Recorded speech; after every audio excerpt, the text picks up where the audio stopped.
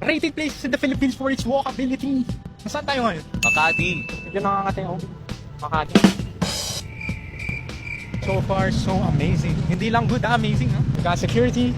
Got security, we got a wide sidewalk, we got some railings for safety. We got a subway right there, we got trees right there, we got a tower right there. We got a handsome chinito right Right here. here. And a cutie right here. Oh, grabe ang sarap maglakad dito para sa mga gusto mag-jogging, mag-do ng long walks. If di pa nyo natatry, this is a good way to start. Nandito kami sa Makati right now. We're around Salcedo Street, De La Costa. Binabasa ko lang lahat ng mga, mga sign kasi di ko alam na saan tayo.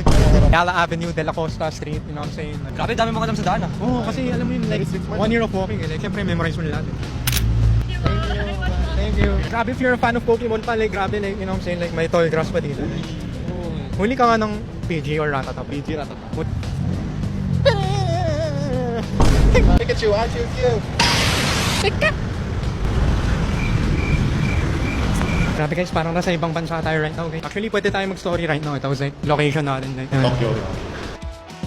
that we're on the other side of the road na guys. Mga teleportation. Convenience rating, 10 out of 10, yo. 10 out of 10. Cleanliness rating, 10 out of 10. walkability rating, 10 out of 10. Everything's a 10 here. and even our handsome cameraman right now. You're a 10.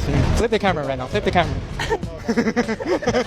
We've been walking for around 20 minutes na and ganito pa rin kaganda yung sidewalk natin. Here ends our walkability rating. This is Makati edition and we'll see you next time. 10 out of 10. Alright, tatapusin na namin walk namin.